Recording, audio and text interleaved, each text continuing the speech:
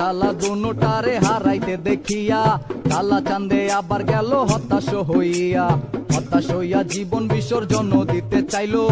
এমন সময় সাবেক লাল পরীর আশ্রয় নিল। আরে এমন সময় সাবেক